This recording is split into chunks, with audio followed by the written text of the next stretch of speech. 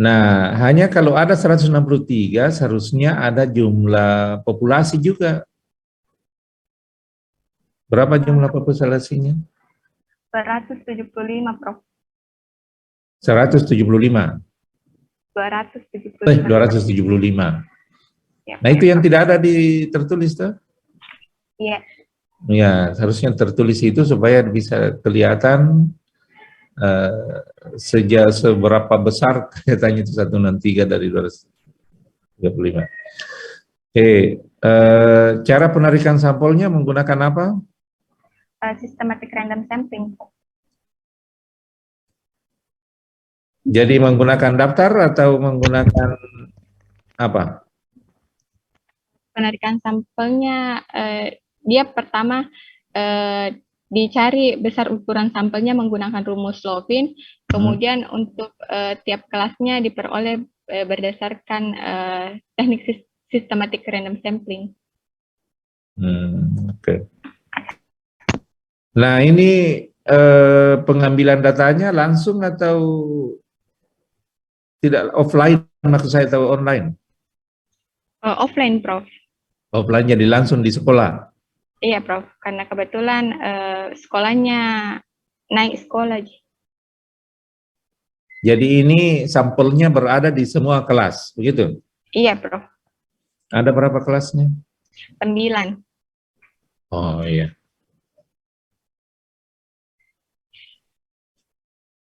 Nah, selanjutnya ini kan pengukuran dari variabel-variabel itu. Ditemukan bahwa semua berpengaruh langsung dan tidak langsung ya? Iya, Prof. Hanya ada kecil-kecil pengaruhnya. Iya, Prof. Tidak terlalu besar. Kalau yang dimaknakan besar itu berapa persen berdianggap besar? Mungkin melebihi dari 50%, Prof. Nah, yang diperoleh? Ada hanya di bawah 20%. Semuanya di bawah 20%? Iya, Prof. Oh, jadi kecil sebenarnya ya? Iya.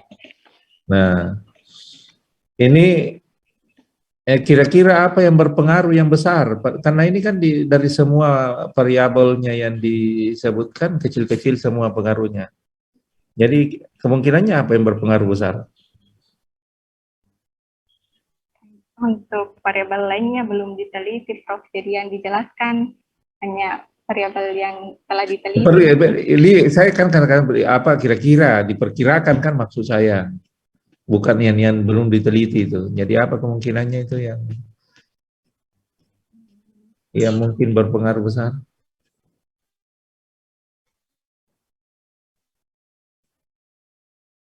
Mungkin dari metode mengajarnya ya.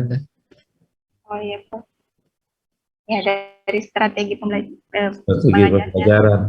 Ya. Oke, nah apa implikasinya dari hasil penelitiannya dan dinyatakan kalau pengaruhnya rendah-rendah?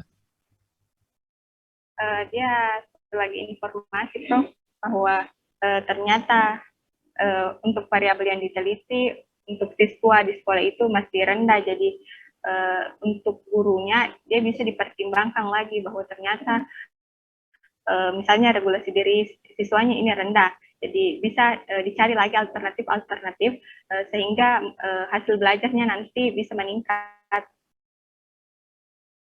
Tapi kan kecil dari yang Anda teliti itu kecil pengaruhnya. Ya, Prof, itu Prof, maksudnya sebagai informasi, bahan informasi. Oh ya, jadi ini informasi tambahan saja begitu ya?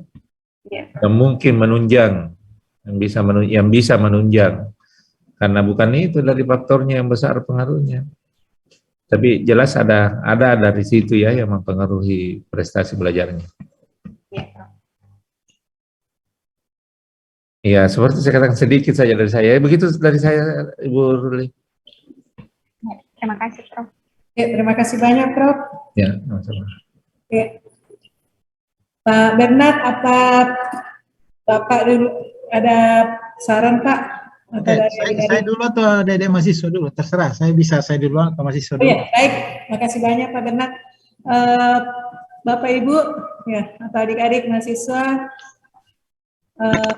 silahkan kalau ada yang ya mau ditanyakan ya, kepada Andi Irma Supriyadi, ya bisa menggunakan fasilitas chat atau bisa raise hand. Ya, tidak apa-apa, bisa juga langsung bertanya. Silakan Bapak Ibu atau adik-adik. Fauzia, Bu. Ya, Fausia. Bu Ruli tadi, saya dulu. Oh ya, alhamdulillah sudah ada Prof Hamzah. Iya, Prof. Saya mau rapat. Iya, Prof. Alhamdulillah.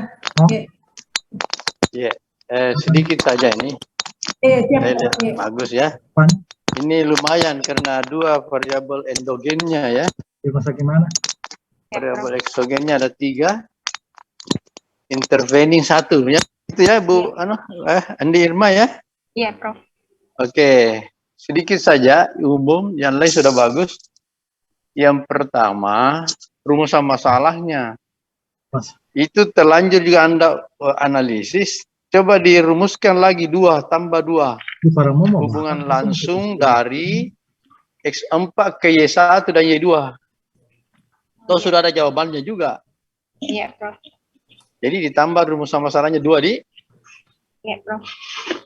Oke, jadi langsung saja kan, tidak langsung di situ. Kemudian yang kedua, tentu kesimpulannya nanti bertambah juga 2. Jadi nomor 5 dan 6. Jadi totalnya ya bertambah 2. Oke, yang kedua. Abstrak bahasa Inggris. Saya lihat masih ada beberapa yang kacau itu penggunaan verb. Jadi seluruh proses Anda tulis dalam bentuk past tense. Kalau hasilnya present tense. Nanti dicek ya. Iya, Prof. Dan sebaiknya itu kalau laporan gunakan kalimat pasif, bukan bentuk aktif. Jadi passive voice. Laporan begitu memang. Tidak harus, tapi lebih baik. Berikut, ini sedikit agak kacau ya. Di pengambilan sampelnya itu, ya Anda menggunakan 3 istilah yang berbeda. Yang pertama, Anda menggunakan ada rumus Lovin. Tidak masalah. Tapi sisi lain juga ada systematic random. Ada lagi langkah-langkahnya random. Itu beda itu. Systematic random sistematik dengan random. Ya, itu ada kan 3 jenis random. Ada random sistematik, ada menggunakan bilangan random. Ya, nanti coba dilihat yang mana semuanya Anda pakai. Slovin oke ya. Tapi yang Anda maksud random sistematik itu apa? Dan sistematik, Prof. Yang pertama, saya tentukan dulu besar ukuran sampelnya menggunakan rumus Lovin. Kemudian untuk setelah itu, untuk sampelnya sendiri, saya misalnya pilih 1 sampel dari kelas 81. Kemudian sampel ketiga. Orangnya. Iya, Prof, orangnya. Terus kenapa ada menggunakan kata random saja di belakang, di langkah-langkah? Tidak ada, sudah lepas kata sistematiknya, kan beda sekali itu kalau random biasa. Nanti dilihat ya. Iya, Prof. Nanti dilihat. Oke. Tentu saja tadi kesimpulannya berubah, bertambah. Yang lain sudah bagus ya, selamat. Saya kira ya lumayan bagus nih ya. Terima kasih Bu Ruli, mohon maaf saya ikut rapat, jadi saya ikut pasif lagi. Ikut pasif saja ini. Terima kasih banyak, Prof. Ya. Tapi Kak Bernard, mohon maaf Kak Bernard. Oke, Pak Bandi. Saya ikut rapat di Dinas Pendidikan. Oke, Pak Bandi. Ikut pasif Kak ini. Ya. Saya bisa Ibu Ruli duluan dari adik-adik. Ya, silakan Pak Bernard. Iya, Pak. Oke. Saya ini karena seminar hasil dan saya ingin menggunakan room ini, banyak adik-adik mahasiswa di sini. Itu jadi pelajaran untuk kita semua. Statistik inferensial itu adalah lanjutan dari statistika deskriptif. Apa yang terjadi di deskriptif kita mencoba untuk melihat bagaimana kalau itu digeneralisasi. Maka lahirlah namanya statistika diferensial. Nah, sekarang begini. Apakah Andi Irma Suryani menyadari bahwa bagaimana kita mencari hubungan mempengaruhi regulasi diri, appreciation, efikasi diri, berpikir hipergen, kita menyadari ini semua adalah hal-hal yang baik, kan? Tetapi setelah akan mencoba untuk apa hubungannya dengan hasil belajar. Tetapi statistik deskriptif Anda menunjukkan bahwa hasil belajarnya itu rendah. Apa kita mau hubungan apa yang kita mencari kepada hal yang rendah itu? Sadar enggak Anda di situ? Hasil belajar Anda kan rendah, baik kognitif maupun di keterampilan. Jadi bagaimana kita mengatakan bahwa ini mempengaruhi padahal mempengaruhi barang yang rendah, kan seperti ya dia di antara ini yang paling ini efikasi diri ini, keyakinan dirinya tinggi sekali. Nah, tapi kita mencoba bagaimana hubungannya dengan hasil belajar yang kita mempelajari padahal hasil belajar itu rendah. Rendah memang kita secara statistik boleh dia signifikan. Tidak, ini kan statistik ini kan hanya bicara angka-angka saja kan. Tetapi ada hal yang perlu kita jadi sekali lagi ada semua ini dan terutama di Irma ini harus dilihat ini hasil saya kok hasil belajar rendah. Baru saya mau mempelajari bagaimana pengaruhnya efikasi diri, bagaimana pengaruhnya seperti ini. Itu pun tanda tanya besar dalam kita mencari hubungan. Coba kita mengatakan ada pengaruh positif dan signifikan terhadap hasil belajar. Baru orang tanya berapa hasil belajarnya? Rendah. Ya, bagaimana itu? Bagaimana kita mengatakan sesuatu itu baik padahal yang dia mau yang dapatkan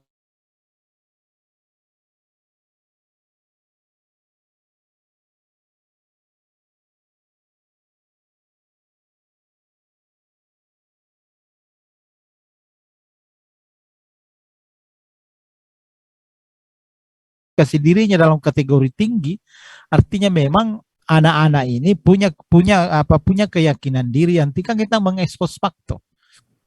Bukan kita mengeksperimenkan, bukan kita memberi perlakuan untuk melihat apakah dia punya efikasi diri baik, tinggi atau rendah, tetapi ekspos faktor artinya berdasarkan kejadian-kejadian atau kondisi-kondisi yang sudah ada, dia sudah berada pada posisi yang efikasi dirinya baik. Nah, itu pertama ya. Nah, inilah yang kita sebut adik-adik semua. Kita harus betul memikirkan apa konsekuensi kalau kita mengatakan expose factor, apa konsekuensi kalau kita mengatakan eksperimen, apa konsekuensi penggalian datanya kalau kita mengatakan kualitatif, apa yang kalau kita bicarakan pengembangan, itu semua yang kita pikirkan. Jadi kalau bicara expose factor, ingat bahwa kita akan mengekspos fakta-fakta yang sudah terjadi. Artinya, semua yang regulasi diri dari variabel-variabel ini adalah sesuatu yang sudah terjadi pada diri siswa. Hasil belajarnya juga ini. Nah, itu yang pertama. Yang kedua, saya tidak tahu waktu seminar proposal dulu apakah luput atau tidak luput. Saya tidak tahu, tapi saya juga baru sadar sekarang bahwa kalau kita bicara expose factor, kemudian kita bicara hasil belajar matematika, maka sangat tidak, saya kira kita perlu pikirkan adalah kita tidak bisa merujuk kepada satu pokok bahasan tentang SPDLP seperti ini. Karena SPDLP ya ini konsekuensinya. SPDLP yang rendah seperti ini, kita menyebutnya dia hasil belajar expose factor. Ingat ya, expose factor beda kalau hasil belajar eksperimen, karena kita melakukan pada pokok bahasan itu.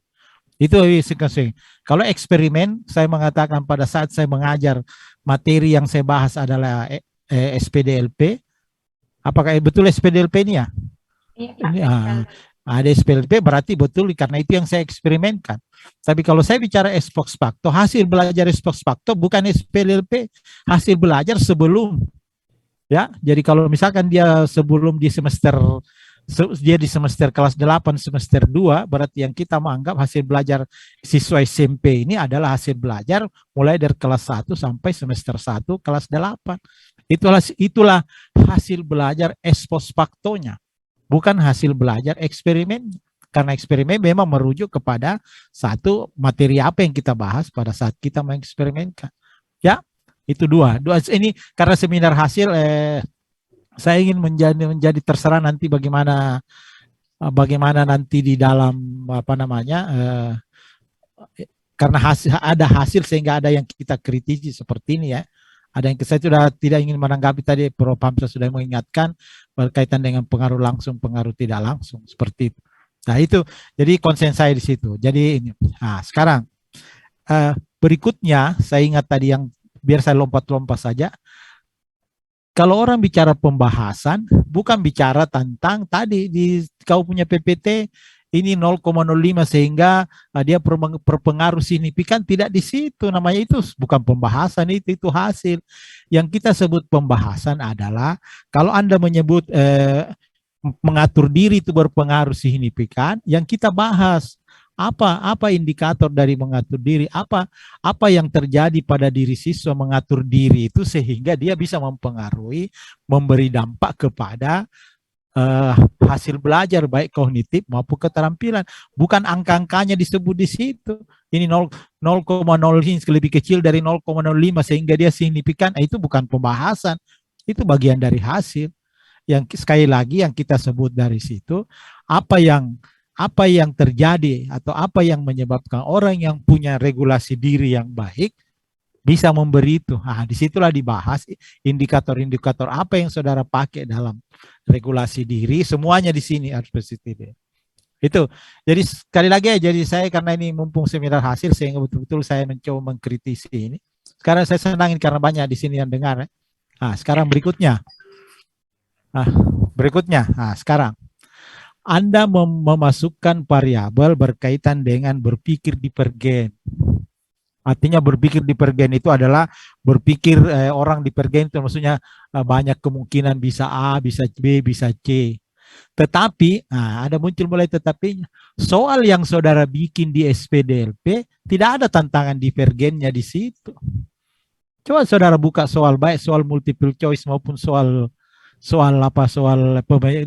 pemecah tidak ada tantangan divergen di situ.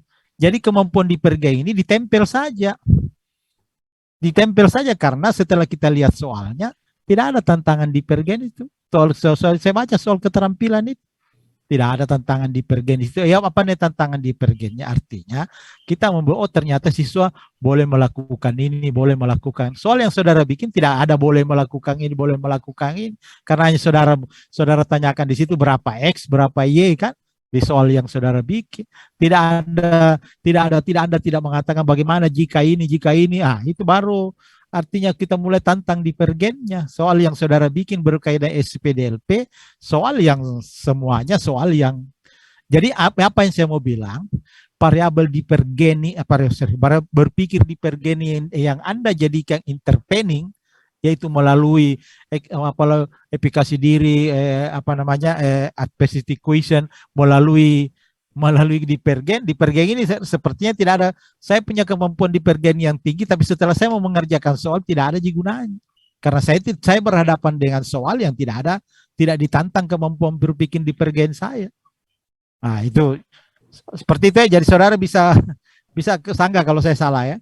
Nah berikutnya ini jadi saya baca ya kau punya tesis saya karena saya ingin kita semua yang hadir di sini betul-betul ini. Berikutnya, saudara membagi antara kemampuan hasil belajar matematika kognitif dan keterampilan. Kognitif, saudara mau ambil semua, yaitu mulai dari C1 sampai C6. Ya, itu kan sebetulnya bukan hasil belajar itu berpikir itu ada berpikir kemampuan berpikir itu bukan sebetulnya kognisinya di situ kan. Nah, itu ada mengingatnya, ada ininya. Nah, saudara mengatakan mendidik kerangka pikir saudara kan masuk semua itu sampai C6 kan? Anda Irma sadar? Masuk semua. Nah, tetapi pada saat bagaimana kita bisa mengukur C6? Bagaimana kita bisa mengukur analisis mulai C4, C5, C6? Kalau soalnya multiple choice, di mana cerita? Gimana ceritanya Anda mengukur kemampuan analisisnya kalau multiple choice? Kan tidak ada gambaran di situ. So, tidak ada sama sekali choice kan. Soalnya mungkin soal yang membutuhkan analisis, tapi tidak ada buktinya bahwa siswa mengeluarkan kemampuan analisisnya. Karena bisa jadi dia benar karena tembak-tembaknya yang benar, bisa jadi kan. Nah, seperti itu. Jadi ini tantangan semua. Jadi C5, C6, C itu, C4, C5, C6 menganalisis, mengevaluasi, terutama mencipta atau mengkreasi, bagaimana caranya didapat. Bagaimana kita bisa mengukur kemampuan C4, C5, C6 lewat multiple choice. Saudara menggunakan multiple choice. Nah, artinya saya tidak tahu kemarin apakah saya tidak pada saat seminar proposal apakah terpikirkan itu, tapi setelah saya baca ini hasil, nah, saya menjadi sadar bahwa ternyata banyak hal-hal yang perlu dipertimbangkan. Nah, karena saudara ingin menyimpulkan bahwa ini mempengaruhi, ini mempengaruhi. Nah, ada tadi statement saudara yang saya kira Bu Ruli lebih tahu. Saya takut ini karena statistik. Minta maaf Bu Ruli, saya melawan ini dokter statistik ini, tapi hanya mengingatkan saja Bu Ruli Tabe. Nah, ini Anda mengatakan R square 32% itu besar. R square 0,32% itu sangat kecil. Artinya lebih banyak yang tidak bisa dijelaskan. Dia hanya mampu menjelaskan 32%.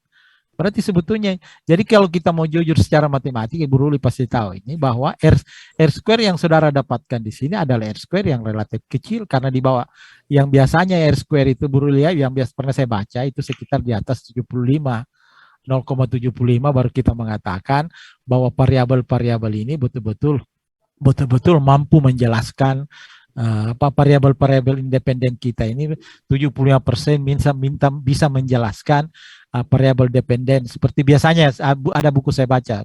Bisa saja saudara punya bacaan-bacaan yang berbeda. Ya, seperti jadi tidak ada yang mengatakan 32% besar itu hati-hati. Kalau menurut saya itu kecil. Nah, tapi tadi saudara-saudara mengomongkan 32 besar seperti itu. Nah, itu catatan. Saya minta masih ada satu Ibu Ruli, tapi kalau orang bicara systematic random sampling, kita harus membuang itu kelasnya. Kita tidak boleh mengikutkan lagi kelas 81, 82.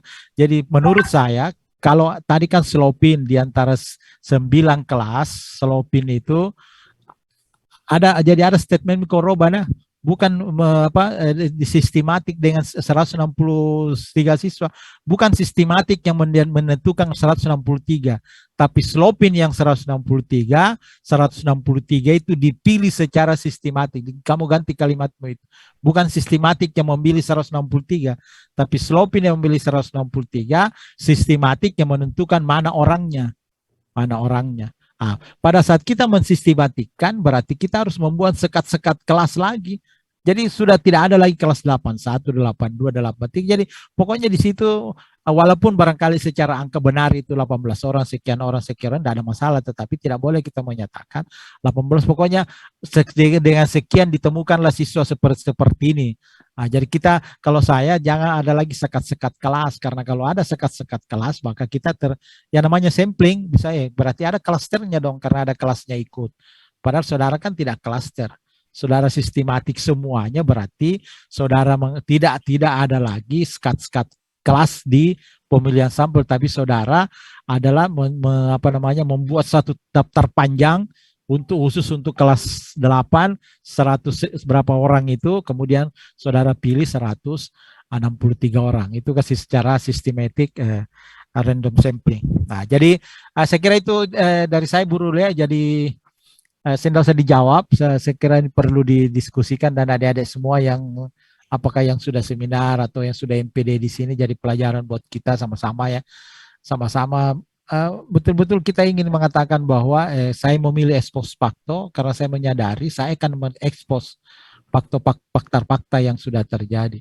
Saya memilih eksperimen karena saya ingin menguji cobakan, saya ingin melihat bagaimana dampak dari sesuatu. Saya memilih kualitatif karena saya ingin memaknai dari sesuatu apa yang terjadi.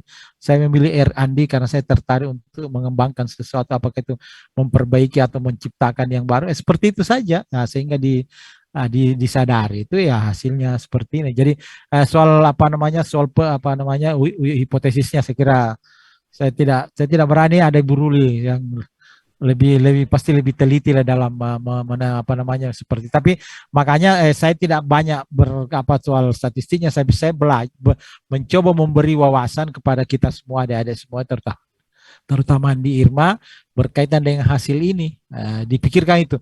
Jadi yang saya herannya nanti kalau ada yang tanya di Irma, bagaimana pengaruhnya ini rendah ini kau punya hasil belajarmu, baru kau mengatakan orang yang punya kemampuan regulasi diri yang tinggi mempengaruhi sesuatu pada sesuatu itu sudah rendah memang.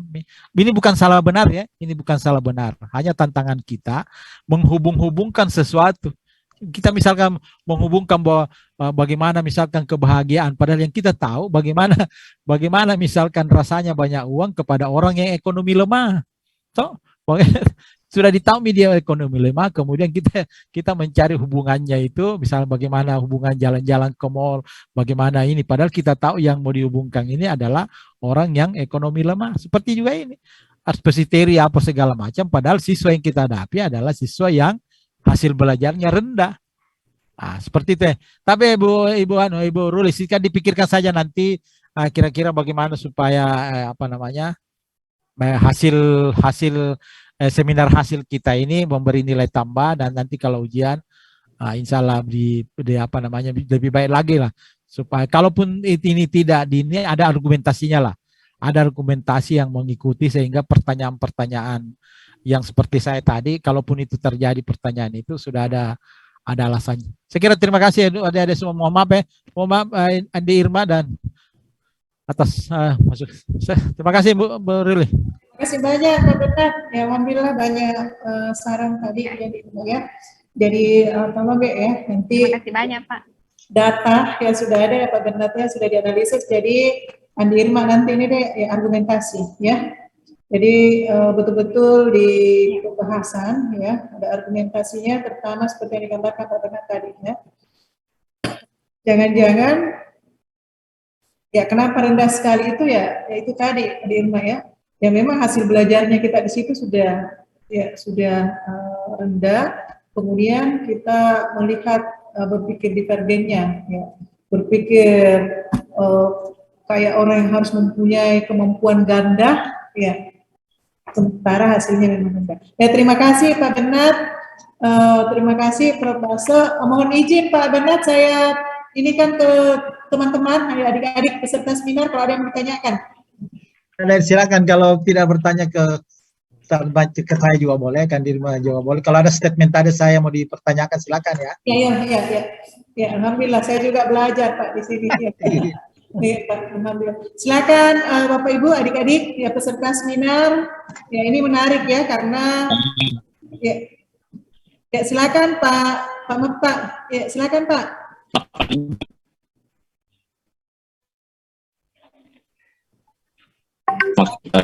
Saya dari kelas universitas yang baru kali mengikuti seminar, dan alhamdulillah saya mungkin dan beberapa teman banyak saya pada sore kali di seminar pertama bagi saya luar biasa. Bapak agak putus-putus Pak. Atau saya saja Andi Irma? Atau saya saja yang putus-putus Andi Irma? Iya, putus-putus. Oh iya. Mungkin sedikit Pak. Iya Pak. Diulang Pak. Sinyal Pak. Ini Pak Ustaz Saharudin Darman nih lama aku baru ketemu. Ada Pak Rahman juga Pak Bernard. Alhamdulillah. Iya, alhamdulillah. Ustaz kawe dari Sorowako he. S3 barangkali. Pak Ramang sudah S3 ya? Baru S2. Sementara kelas komunitas. Ya, silakan Pak Bapak. Halo. Iya. Terima kasih ilmunya sore ini. Yang saya mau tanyakan adalah itu kan penelitian ex post facto, berarti kita hanya menggunakan data-data yang telah ada. Halo? Ya. Jelas? Iya, Lalu kenapa tadi dikatakan melakukan lagi tes? itu tadi semacam ada tes tes hasil belajarnya, sehingga ditanyakan sama Pak Dokter kenapa soalnya di situ tidak mencakup unsur divergen. Nah, saya kira apakah memang ini bisa kita membuat tes baru lagi atau hanya mengumpulkan nilai nilai semester satunya kalau kita ambil meneliti di semester 2. Kemudian yang kedua adalah apakah sudah benar itu kalau dikatakan bahwa karena faktor tadi yang mempengaruhi rendah, ya seperti faktor divergen, efikasi dirinya rendah, lalu kemudian hasil belajarnya rendah, ya.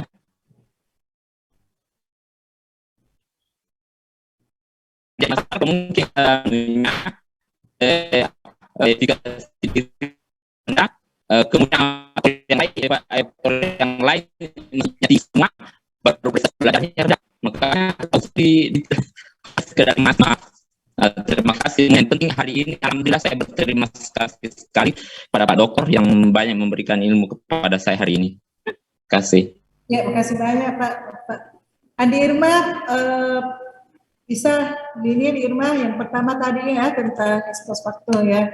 Apakah memang data-datanya itu kita tidak mengambil data yang sudah ada saja ya?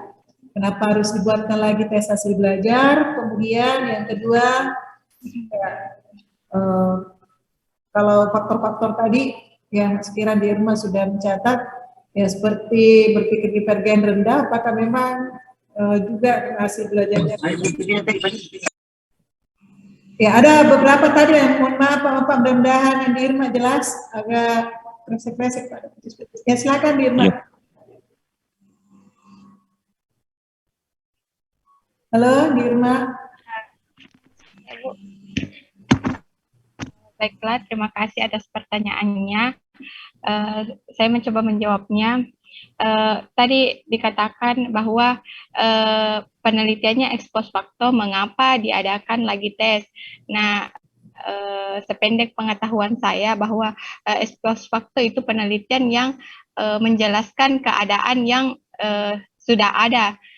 Kita tidak perlu lagi mengadakan perlakuan pada sampel-sampel.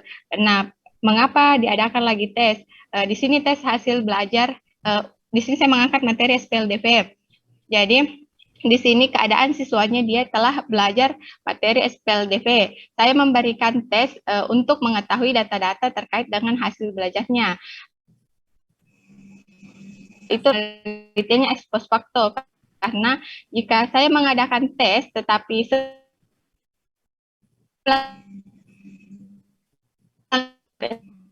SPLDV, jadi SPLDV itu seperti ini, maka itu lagi bukan keadaan yang sebenarnya yang saya jelaskan, karena saya mereview kembali siswanya. Jadi tes yang saya berikan di sini hanya untuk mengumpulkan data terkait dengan bagaimana pengetahuan mereka tentang materi yang telah diajarkan. Mungkin seperti itu, Pak. Saya potong Bu Irma, saya potong Bu Rules. Silakan Pak Benar. Saya hadir di sini, saya selain. Ya, alhamdulillah. Di Irma sekali lagi ini bukan apa yang kita sekali lagi sama orang matematika ini coba untuk sebetulnya seperti tadi ada sebetulnya yang tanda petik lebih bagus kalau kita mengambil misalkan ini kelas 8, kita ingin melihat expose faktor dari apa yang mereka miliki. Ceritanya kan efikasi diri, appreciation ini, regulasi diri ini kan sesuatu yang sudah terjadi pada dirinya kan. Nah, misalkan Anda mengatakan kelas 8, Anda ambil hasil semester 1, hasil semester 2, hasil semester 3. Kemudian apakah itu mau dirata-ratakan atau mau diproporsikan ya terserah. Misalkan nih, tapi kalau dilihat bobotnya sama ya diambil saya nilai rata-ratanya, itulah hasil belajarnya. Itulah hasil belajarnya. Nah, tapi tantangannya di Ilma ini karena hasil belajar yang dia perhatikan ada dua, hasil belajar kognitif dan hasil belajar keterampilan, sehingga memang harus membuat tes. Tapi tes tadi Pak Mappa ini adalah tesnya yang berkaitan dengan apa yang sudah dipelajari sebelumnya, minimal di SMP. Jadi harusnya soal-soalnya itu adalah soal-soal dari kelas 1. Ya kan ini kan mereka ini adversitasi ke questionnya ini regulasi dirinya kan bukan pada saat dia belajar bukan pada saat dia belajar itu saja, belajar tentang SPDLP. Maksudnya sempit kalau kita pakai SPDLP, sempit kita bisa menjelaskan bahwa ini betul yang bisa membuat hasil belajarnya menjadi misalkan lebih baik kan, seperti itu. Karena ini SPDLP ini kan tidak tahu berapa kali pertemuan saja kan. Alangkah baiknya kalau soal-soalnya itu diambil dari soal kelengkapan. Yang tantangan tadi yang saya katakan, karena Anda menuliskan di situ bahwa yang diambil di pengetahuannya itu sampai ke C6. Itu kan berarti tantangannya sampai ke C6. Berarti kalau kita mengatakan sampai C6, maka pertanyaannya mana hasil C6-nya, mana hasil C5-nya, hasil C4-nya. Padahal pengetahuan Anda hanya multiple choice kan? Tidak kelihatan, tidak keluar, itu pasti tidak keluar ke kemampuan. Tidak akan mungkin keluar itu kemampuan analisisnya lewat multiple choice. Pasti tidak terjawab menurut saya. Apalagi yang C6, kreatif, mencipta, mengkreasi. Kan tidak keluar gitu pasti kalau multiple choice. Karena kita tidak lihat. Itu yang saya maksud tadi. Jadi kapan Anda menyebut C4, C5, C6, maka orang bertanya, mana hasil C4-nya? Kan ceritanya Anda menyebut itu bahwa pengetahuannya ini C1, C2 sampai C6. Berarti pasti mau ditanyakan yang mana itu C6. Sekira begitu tambahan Pak. Makasih. Pak Nirma.